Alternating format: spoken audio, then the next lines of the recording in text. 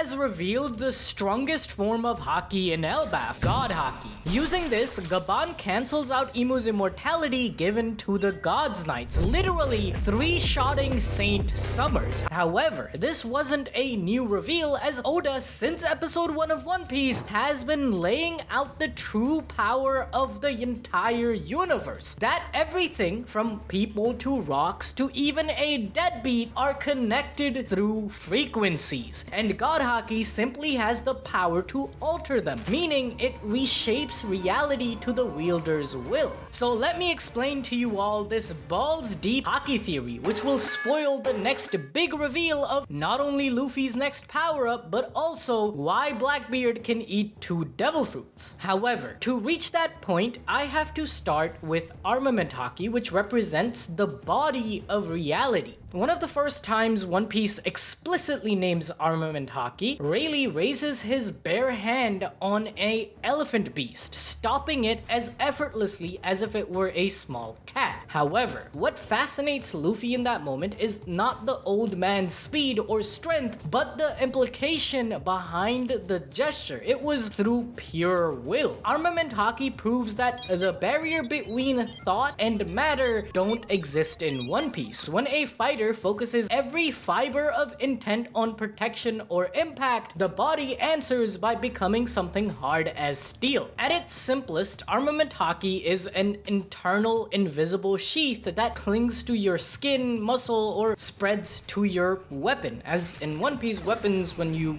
wield them and are one with them, they become part of you. Luffy's first big power-up after the time skip relies on this very principle. Against Hody Jones, he blocks the same shark fangs that Arlong used on him, which shredded him just 2 years ago using Armament Haki. However, at Dressrosa, he goes further. Gear 4th is a prime example of taking Armament Haki to the max, as Luffy uses it to contain and condense his rubber muscles, creating not just insane power, but defense too. Weapon wielders in the New World are similar. While Luffy's whole body is an armament weapon in Gear 4, Zoro pours Armament Haki into Kitetsu or Wado Ichimonji, carving stone giants and meteors because the edge now carries the weight of his conviction. That's how a blade will even become black, when you keep pouring on your intention and will into it for years on end, going after battle, and battle, the sword itself starts to become alive and one with you. Sadly, you guys can't just use Haki to breeze through your trials in life like Luffy, but what you can do is summon the strongest hunter, Sung Jin Woo, for free to fight for you in AFK Arena. That's right, AFK Arena just dropped their solo leveling collab, allowing you to use Jin Woo in-game, and alongside Jin Woo, you also get the system. Bro levels up mid-fight, healing the squad, teleporting behind the MVP, dropping debuffs, and even has a massive final move that ruins careers. The coolest part though, you don't even have to grind. It's AFK Arena. Your team auto clears stages while you're asleep. Literally, Jin Woo solo leveling while you're binging solo leveling. Just activate his shadow auto crusher and sit back. And they are handing out Over Plus. In your first month, you'll be getting 10 daily free summons, where completing quests will grant you even a chance for a rare hero. We're talking over 1,000 free summons. That's enough to build a squad with Rimuru, Albedo, and Ainz. Yup, AFK Arena has collabs with all of these anime. So yeah, check out the link in the description and summon your own him Woo by downloading AFK Arena. In Wano, Hyogoro reveals that instead of clinging to the skin, Armament Haki allows will to leave the body as a thin, imperceptible layer and blooms on impact. Hyogoro, this old-ass man, crushes massive training blocks with gentle taps, and the scabbards drive their sword through Kaido's dragon scales by allowing each cut to form the wound. The root of advanced armament, or Ryo, comes from a technique from our own world's martial arts, Fa Jin. You first gather energy on your body, then issue it beyond the flesh. In One Piece, a similar thing happens with Haki. You use raw intention to refine it to cause an external emission. There exists an even subtler version of Armament Haki, glimpsed when Luffy finally meets Kaido a second time atop the skull dome. The coating does not burst outward but threads itself through tissue, exploding only after it has reached the target's core. Luffy demonstrates this on a training pose. The bark remains pristine, yet the interior shatters. Now that I've explained the basic side of Armament Haki, including Rio, let me delve even deeper. And for that, we need to look at why I consider armament to be the body or the physical personification of will in One Piece. First, the training itself is physical. Rayleigh has Luffy spar against all these beasts in Ruskaina over and over again. Then you have Hyogoro teaching Luffy to sense and feel Haki, coursing through his muscles and tissues to learn Ryo. Luffy has to make his will one in the same with his physical body, both working in tandem for the most devastating strikes. Especially the Wano depiction of armament reinforces this, with colorful veins pulsing with strength, showcasing the combined strength of will and body. Other Haki men in One Piece, like Garp, tossed cannonballs by hand for decades. Each throw reinforced the link between exertion and his spirit, similar to how a swordsman keeps fighting with his sword and the sword becomes black and one with the swordsman. It's kind of the same concept here with this Armament Haki. Or the repetitive punching of battleships with no Haki, just bare hands. This is similar to Luffy's Sea Stone Cuffs training in Udon Prison to learn Ryo. That's how Kobe in Hachinose could force out such a devastating honesty impact, because his abundance of will got to be exposed to reality through the physical battleship bags training he went through. When we look at the very power system of chi or chakras that Haki is based on, things get even clearer, because Armament Haki aligns neatly with the lower three chakras: root,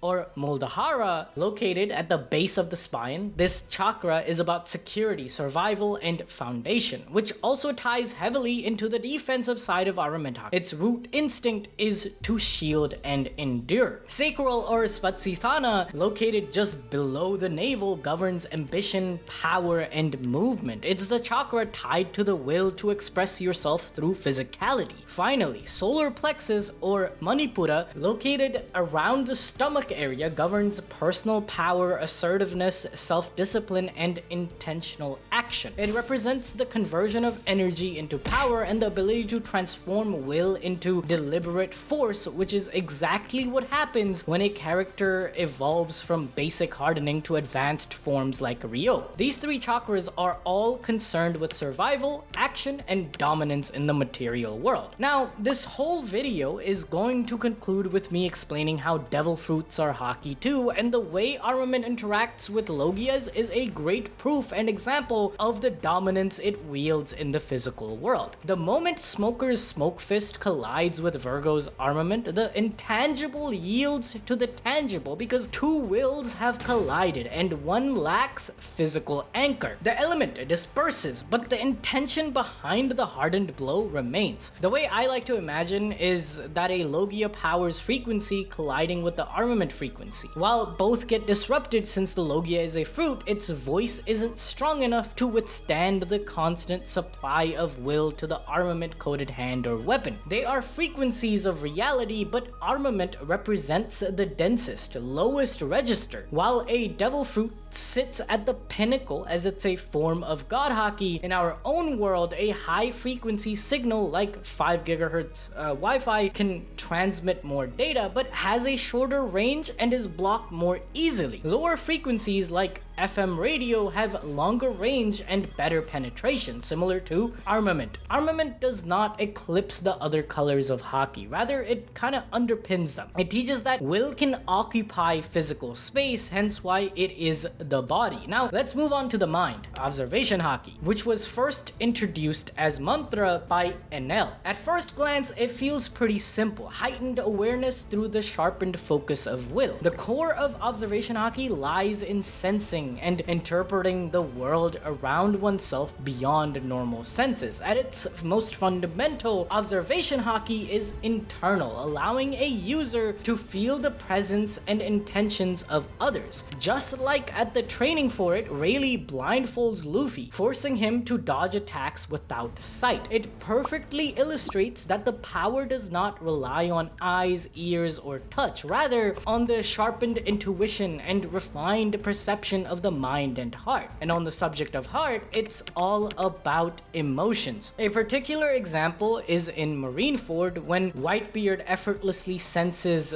Squard's anguish and hostility long before the betrayal even happens. This emotional radar emphasizes observation haki's deep connection with empathy, emotion, and intention. It illustrates that a powerful observer is not merely someone who sees clearly, but one who feels the world around them, almost becoming one with it. Just look at Future Sight Man himself, Katakuri. Through him, we learn that future sight isn't literal precognition or mind reading, it's rather a heightened interpretation of subtle clues and frequencies given off by those around him. Katakuri perceives not just what someone might physically do next, but also their subconscious intentions, emotions, and impulses. It's why when his emotional equilibrium is disrupted, or when his calm, collected facade cracks, his future sight momentarily falters. This shows observation haki's delicate connection to emotional clarity. Observation haki also connects directly to the concept of the breath of all things, first revealed by Zoro in Alabasta against Mr. One. Facing defeat, Zoro achieves a state of clarity where he perceives even inanimate objects like rocks, leaves, and steel as alive and breathing, resonating with subtle vibrations of existence itself. It's a direct nod to animism and the inherent will present throughout the One Piece world. Basically, it's like a universal frequency of existence, of which observation haki is simply the refined reading of these wavelengths. And what do you know? It all relates back to chakra. In particular, observation haki closely resonates with the heart or anahata and third eye or ajna chakra. Anahata, located at the center of the chest, is associated with empathy, compassion, and emotional connection. Just as the heart chakra allows a person to resonate emotionally with others, observation haki enables Luffy to sense another's inner state, emotional resonance, and intent. Like with Bonnie, he instantly started calling her by her real name and not Bogey after getting the vibe from her that this was something important to her. Even early on in the series, like at the end of Shell's Town, as dumb as Luffy looks, he understood the emotions swirling through Kobe's mind about joining the Navy and attitude towards pirates. So he on purpose nudged the boy to pursue the dream by egging him on until Kobe punched the shit out of Luffy, giving him and the Marines an excuse to trust Kobe not being a pirate. This alignment makes people like Five Anji particularly attuned to the emotional state of others, enhancing their ability to read situations intuitively, as it manifests in the form of his Baddie radar in Egghead. And the Baddie radar relies on Sanji's connection to women throughout his life. Until Zeph, only women were there for him, like his sister or mother. Every male or anyone with masculine traits oppressed Sanji. Only women encouraged his treasure of cooking. That's why Sanji has such a positive sense when it comes to women. Sanji's whole character is based around emotions, especially in the final saga when he's struggling with accepting his Germa heritage with the fear that he will lose his emotions. So it's no wonder that Sanji, using observation to sense women in danger, would be one of his strongest feats. Bro, did I just explain how Baddie radar works? And it's actually like peak observation haki. You guys have to like the video for that, right? And get some gamer subs. We got posters on the Deep Vault. Go get some posters. Link in the description, link in the comments. Code ABD for 10% off. We also have merch. We have so much stuff. Please go buy, support these videos. They cost a lot of money. Thank you. However, to understand the strongest aspects of observation haki, we have to look at the Ajna chakra or the third eye, situated situated between the eyebrows. Future sight is the pinnacle of observation haki. It is the embodiment of Ajna's intuitive clarity. It represents a mind so sharply focused and calm that it can project its awareness moments ahead, interpreting subtle energetic vibrations into accurate predictions of future events. Within One Piece, characters who excel at observation haki also exhibit clear emotional or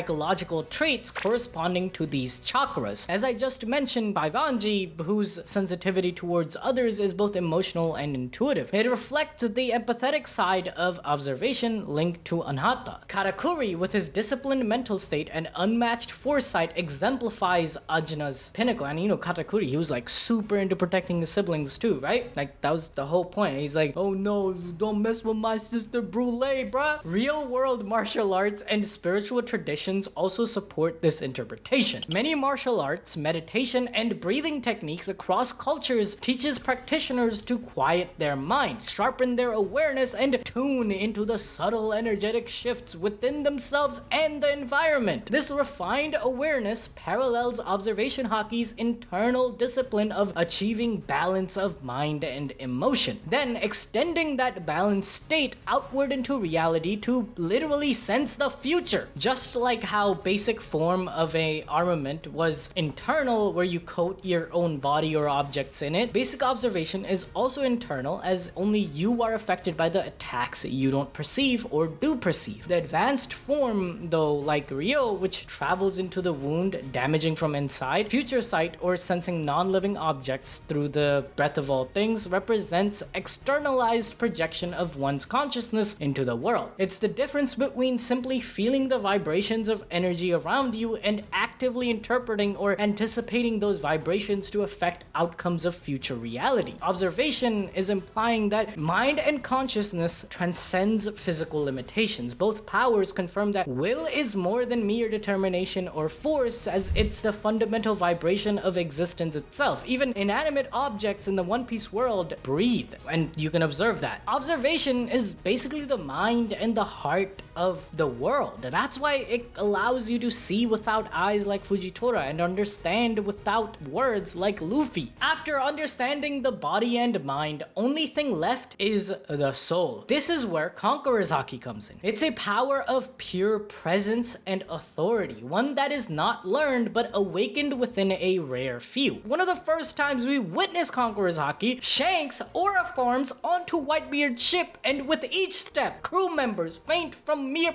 this is Whitebeard's flagship ship, and this man is walking through the deck and destroying every single person there except Marco and Whitebeard. What the Shanks is him. Soon after, Luffy unwittingly releases it during the war at Marineford, knocking out countless Marines through sheer desperation and intensity of emotion. At face value, an overwhelming presence, an invisible aura radiating from the user, subduing weaker spirits. But what exactly is being released here? In essence, Conqueror's Haki is the projection of one's internal frequency, a spiritual pressure born directly from the core of your soul, or the place will itself comes from. Conqueror's Haki asks a fundamental question to existence itself whenever it comes in contact with other wills. Whose will shall prevail? And if you have Conqueror's Haki, your will prevail. But against someone with comparable Conqueror's will, the two will repel each other, not even touching. Keep this in mind for later, as this will explain why you explode when eating devil fruits. Furthermore, like the other types of Haki, Conquerors also displays clear internal and external forms. Your internal ambition knocks out weaker-willed individuals. A more refined, advanced use of Conquerors, however, like during Luffy versus Kaido, their blows do not physically connect. Instead, their wills collide, erupting into visible black lightning that splits the heavens apart. Their sheer determination impacts the world around them. This advanced form of Conquerors allows users to project their soul outward, physically interacting with reality itself. But Conquerors goes deeper than mere domination. To fully grasp its true essence, we must examine its connection to concepts like music, the soul, and even the mysterious nature of devil fruits, to which Brook is central. At first glance, Brook might not appear related to Conquerors, but his very existence, the ability to return from death rests on the manipulation of his own soul. His Yomi Yomi no Mi allows Brook to interact with and directly channel the spiritual frequency of his being, much like how Conqueror's users project their souls externally. Consider Brook's music, like Soul Parade and New World. They carry his spiritual frequency, directly impacting the souls of listeners. On Fishman Island, Brook used music to resonate with and inspire others, lifting spirits and strengthening wills. Conversely, he can use chilling melodies to instill despair or fear. His musical techniques represent a nuanced external projection of his spirit, very similar to advanced Conquerors users who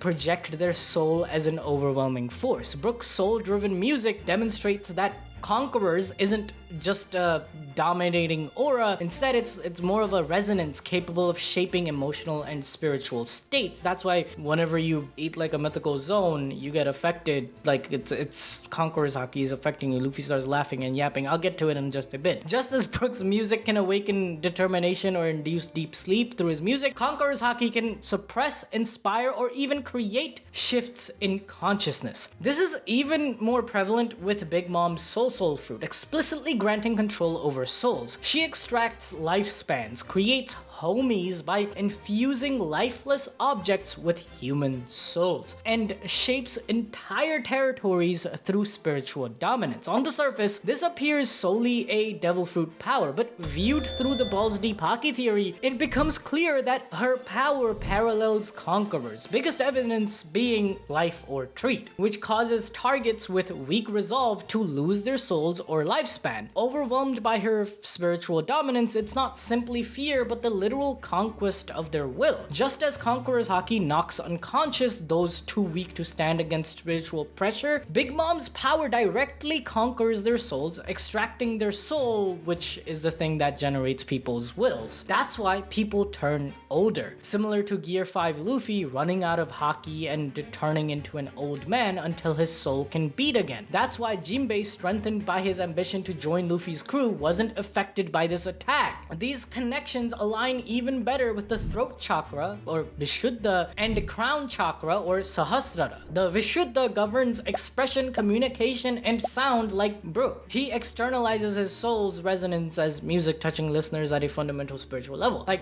even I'm touched by Bink Sake. Meanwhile, Sahasrara represents transcendence, universal consciousness, and spiritual authority, the core of Conquerors. Big Mom's soul manipulation, the homies, and Brook's ethereal existence all exemplify the Sahasrara. Willpower, it's so strong that it reshapes reality, overpowering weaker spiritual frequencies. That's how they manipulate the souls and the homies and shit, bruh. Is that how like Big Mom ate Mother Caramel and then her will was stronger on the soul, like her soul overtook the fruit's will? Oh my god, I just cooked chat.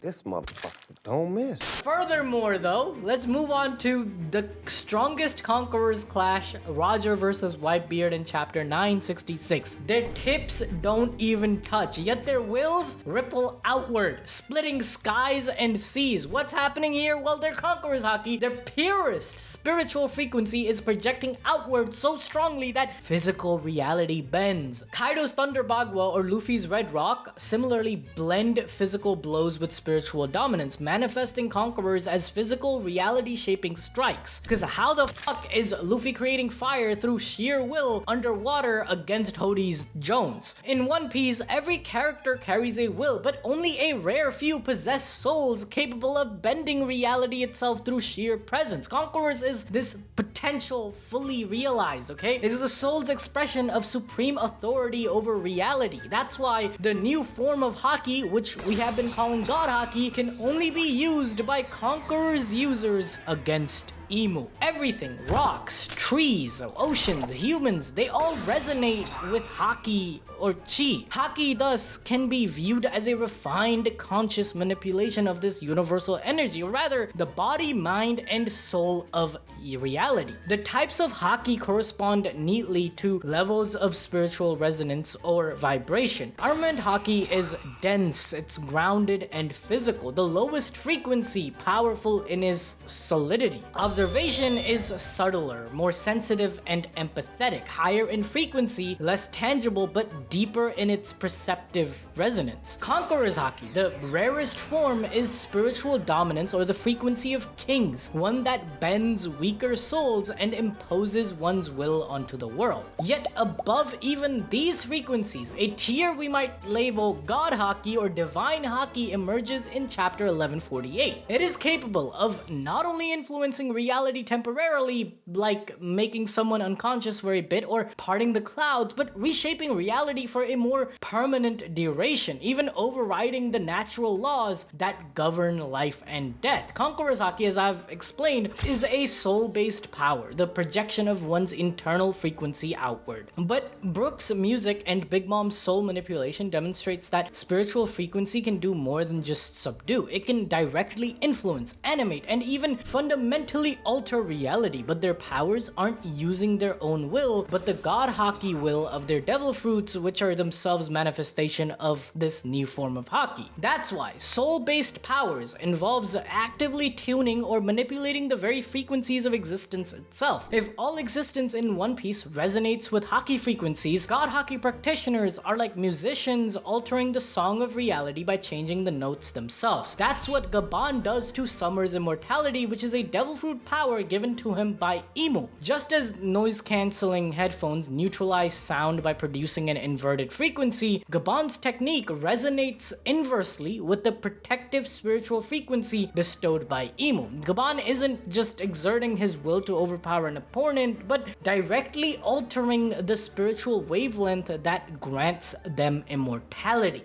Similarly, resonance in physics can amplify vibrations dramatically, like soldiers breaking step on bridges to avoid resonance collapse, singers shattering glass with the right pitch. Gaban is using the right pitch to collapse Saint Diddy's immortal protections. This God Haki also represents the 8th chakra, which is above the head itself, Vyapini, or Soul Star Chakra, as it achieves complete synchronization with reality itself. Now, for the highest form of God Haki, devil fruits themselves. By now, you should know that Haki in One Piece represents the manifestation of willpower, which is a universal force governing physical or armament, mental or observation, and spiritual or conqueror's dimensions. However, to truly understand the pinnacle of this system, God Haki, we must consider the first power in One Piece, devil fruits, which seem very different from Haki as they grant bizarre supernatural abilities such as rubber bodies, elemental transformation, and mythical animal forms. But to Ball's deep observation, it becomes evident that these fruits are the ultimate expression of God Haki, transcending typical Haki forms by encapsulating the collective will of reality itself. Devil fruits manifest internally and externally, exactly like Haki. Internally, just by you eating it, they immediately alter your physiology, like Luffy becoming rubber, Ace fire, and Dragon a deadbeat. This internal transformation directly mirrors the foundational level of Armament Haki, where the user's body physically manifests their will into coding. Externally, devil fruit awakenings further align with advanced Haki practices like Rio or advanced Conquerors. In awakened states, users like Doflamingo, Karakuri, and Law, they project their abilities outward, reshaping the environment itself. Whole Cake Island, Dressrosa, and Punk Hazard showcase environments transfigured to reflect the user's internalized will. Most critically,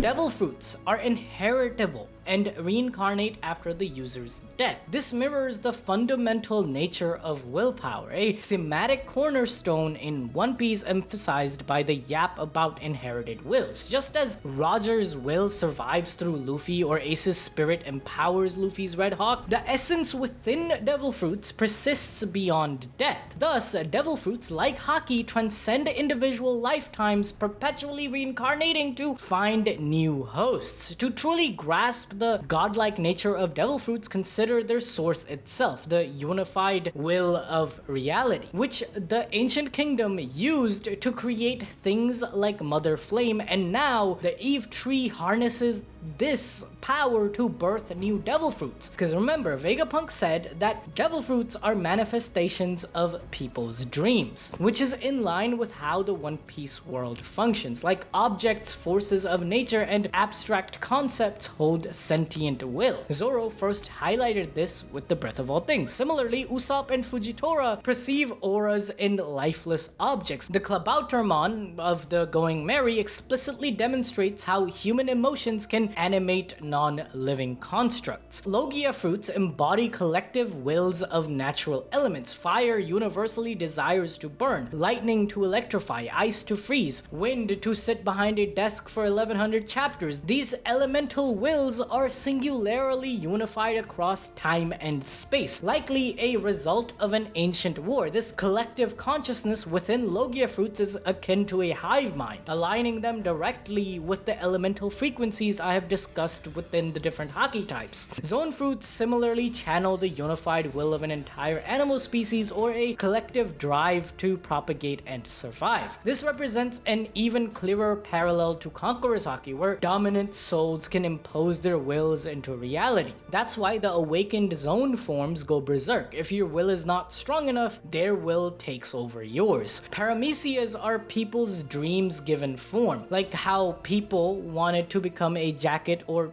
had a dream to revive after death. Thus, we have Brook's Devil Fruit. The complexity grows with mythical zones, which I think derive from the collective human imagination, similar to Paramecias, which is a cornerstone of Eastern traditions. Objects or concepts become real through shared belief. Kinda like how Dragon is a deadbeat, not because he actually is, but because the fan base collectively recognizes and accepts him as a deadbeat. But he's really not a deadbeat, okay? If you watch the new Kuma flashback episodes, he is not a deadbeat. The anime makes him so much cooler. Like, bro, in the episodes, he was like, Kuba, a father's weakness. You're gonna kill me. That's my weakness, gang. Dragon's so cool. He's coming to Elbaf. 100%. If you watch the Kuma flashback, he's 100% coming to fucking Elbaf, okay? I don't want to hear nothing in the comments. Anyway, devil fruits like the Buddha fruit or Nika fruit emerge similarly from humanity's unified imagination, becoming tangible manifestations of collective belief. Like a creature that can heal ailments or a liberation god to free everyone. This power parallels God Haki's ability to reshape reality itself through spiritual resonance. That's why the sea kinda doesn't like devil fruit users. The ocean, possessing a monumental collective will, overwhelms the fruit's frequency, effectively incapacitating users submerged within it. This dynamic mirrors Conquerors Haki dominance, where stronger wills suppress weaker ones. The sea's will, which is vast, ancient, and powerful, probably naturally overpowers the devil fruit's individual essence, similar to how Gaban sliced up Sommers. And Loki, who likely has connection to an ancient weapon, can go against Imu's ancient, strong, immortal fruit's will. The